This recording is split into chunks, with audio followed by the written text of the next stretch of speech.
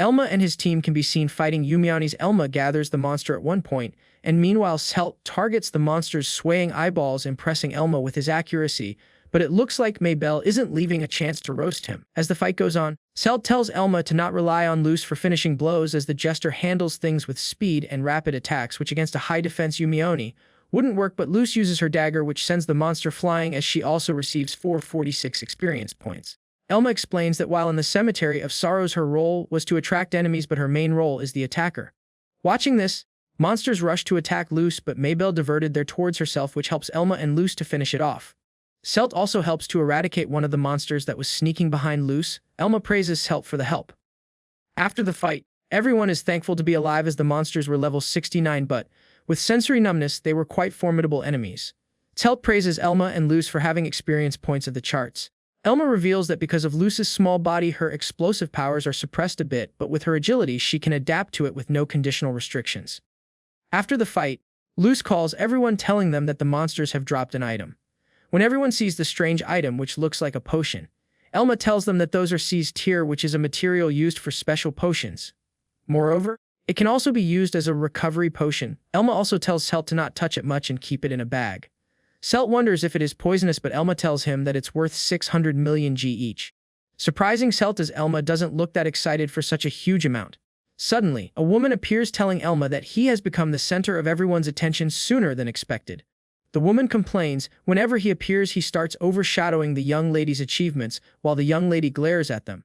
Elma and Luz are confused about what that woman is saying, when the woman, whose name seems to be Isabella, asks the lady if she should speak to her, but the lady stops her. The lady takes a long sigh and tells Elma and Luz for helping them and for their hospitality. Also, she apologizes for her father's demeanor at the reception, but soon gets distracted by Celt, who is shocked to see the young lady of halted family. Celt engages with Elma, while the lady gets all shy and hides behind Isabella, who talks for her.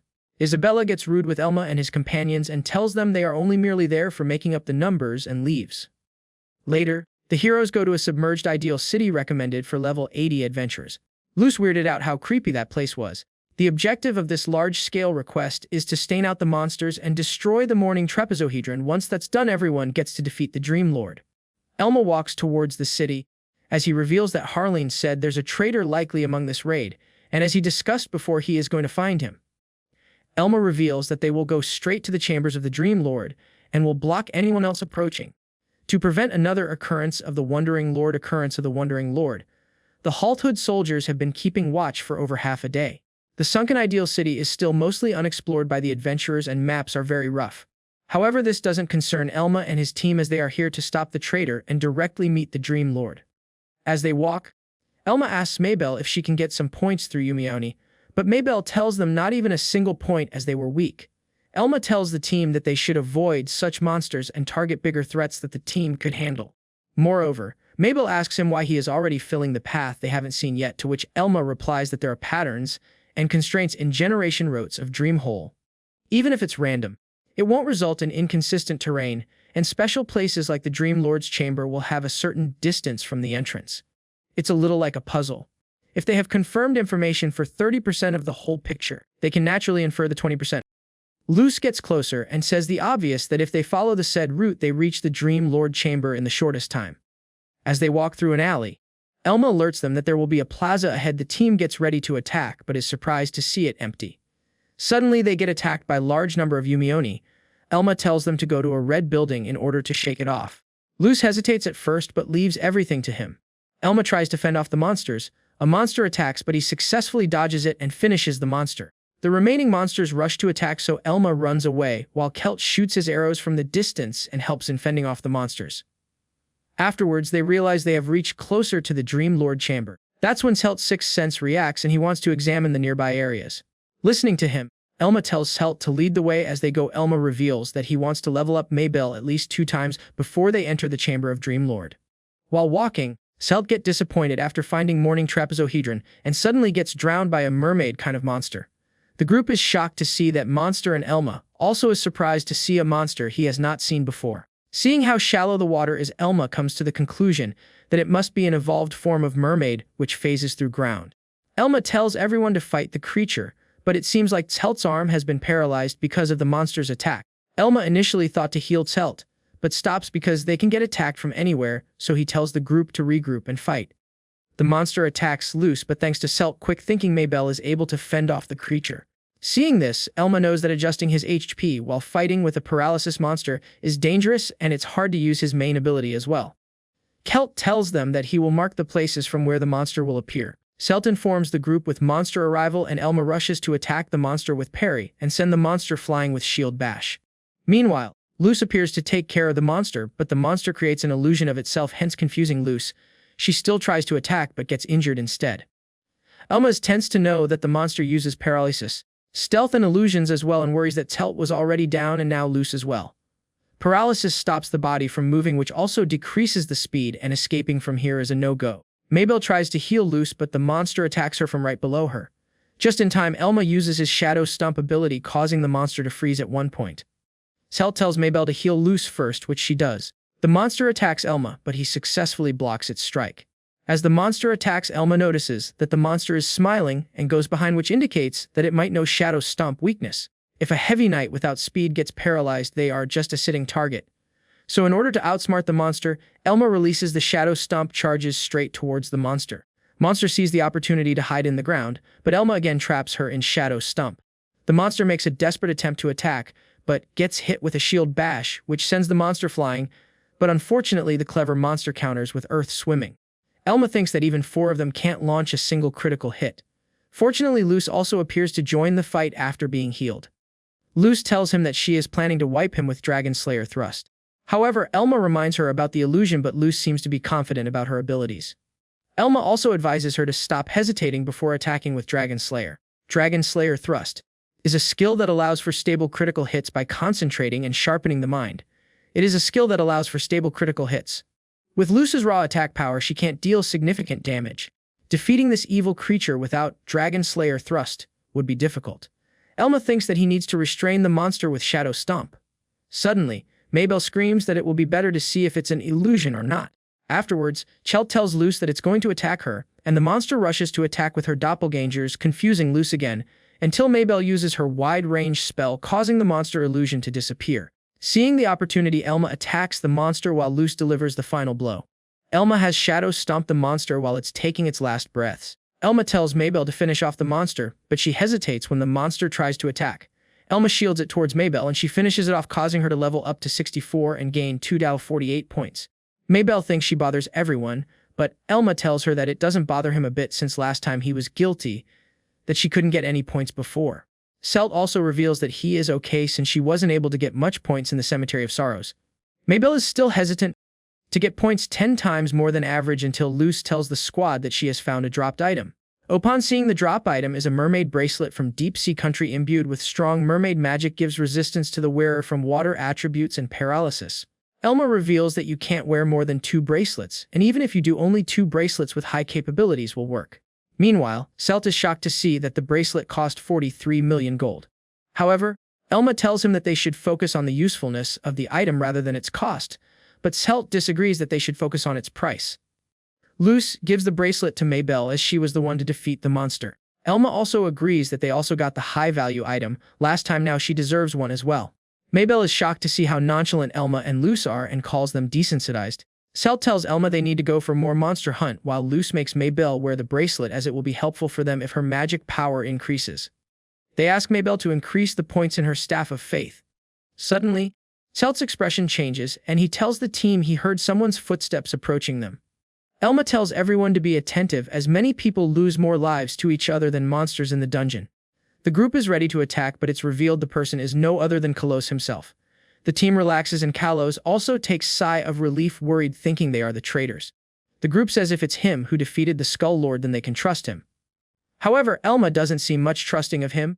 Kalos tells them he is surprised to see them that deep in no time, to which Elma replies they used a shortcut from the mapped route, and because of Celt's sixth sense. Elma asks him about Hild and others and why they are not with him. Kalos tells them that he has a detection spell called Presence Sense, which helps him to find those ahead of him. Kalos also adds that the traitor adventurer seems to be very strong, so he told them to call for other parties as he scouted ahead and he found Elma and his group. Luz suddenly pointed out that Kalos is supposed to have sixth sense, which they also confirmed from Hildy. Ummo also thinks that having a detection spell for a swordsman is a weird build. Kalos gets nervous and tells them that he wasn't trying to deceive them, but was reluctant to disclose his skill. That's when Celt remembered that Kalos was helping nobles to track frequent strange incidents and how he wasn't able to detect that eerie crystal. This makes Kalos a suspect as he doesn't have anything to say in his favor. Kalos tries to reason with Elma, but from his expression, it doesn't look like he is hearing any of his yap as he attacks Kalos. Kalos tries to explain that he is not the traitor and did not cause the Wandering Lord to appear at the center of the sorrows. He insists that anyone can vouch for him. However, Elma declares that he will not be fooled, as he already knows about Kalos's alibi trick. Elma reveals that through Harlan, he confirmed no one appeared suspicious during the incident. From that moment, Elma developed a hypothesis. Someone might have lied about detecting abnormalities using a skill they didn't actually possess in order to conceal their true abilities. That person may have wanted everyone in the party to see the anomaly before taking action. It's possible that there was someone guiding the other members from within. Kalos testifies that he and his party witnessed the wandering of the king and that he stayed behind to cover their escape. But the truth was different. Kalos had lied to his comrades, claiming that he sensed the Wandering Lord with his sixth sense and stayed behind to protect them. In reality, he had provoked the Skull Lord, triggering the Wandering Lord himself, all as part of a trap to confirm something related to Hild. This, however, remains a hypothesis built on top of another hypothesis. Elma believes that openly expressing such doubts would only increase the anxiety of Celt and the others. But encountering Kalos at this critical moment turned Elma's suspicion into certainty. As a final test, Elma intentionally slipped up and mentioned that Hild had a sixth sense, something that only the real traitor would respond to. Kalos's reaction confirmed it. Elma then screams that Kalos is the traitor, and everyone immediately charges at him. Elma also reveals that Kalos has been setting traps for senior adventurers under the guise of red investigations, offering them as sacrifices to the Dream Lords all along. Despite their combined attack, Kalos easily overwhelms them, showcasing his overwhelming power. Then he reveals a darker side of himself, shocking everyone. Kalos attacks Luce while laughing maniacally, but she fortunately manages to defend herself. Elma explains that during the investigation, he had always felt something was off. Kalos had been relentless in trying to convince him that the string of incidents was merely the result of internal struggles within the Marquis family.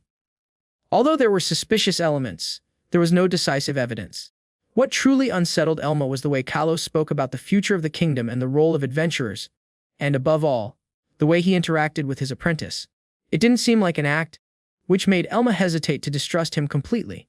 Elma had wanted to believe in Kalos, so he asked him directly. Adventurers are supposed to be the freest people in the world, possessing wealth, power, and fame. So what was Kalos's true motive? Kalos then reveals his worldview. He claims that the world is filled with dream holes.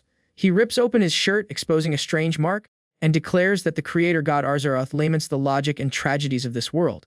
Kalos explains that he will remain until the court of gods decides to raise humanity, beings created by the gods, by destroying the current world and returning everything to nothingness. The dream gods, he claims, are messengers of the creator. His mission is to become the savior of the world, and that is the true purpose of the dream restriction. Luce asks if he's lying, and even Celt struggles to believe that Kalos could be such a madman. Kalos then tells Elma that he always knew the day would come when they would have to fight. With a wicked smile, he summons two massive balls of fire. Elma felt a strange sense of discomfort coming from Kalos. It was as if Kalos had become intoxicated by his own self-image, consumed by an illusion of grandeur. Elma sensed that Kalos fundamentally lacked genuine interest in the matters he spoke of. There was an emptiness within him, as though he were merely repeating beliefs and words he had heard from others. That, Elma realized, was the unsettling, divine aura he had felt from Kalos earlier. Elma then revealed to the others that he didn't care about the organization behind Kalos.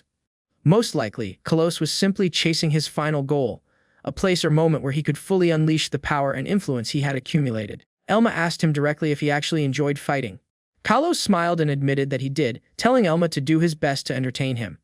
With that, Kalos hurled massive fireballs toward the party.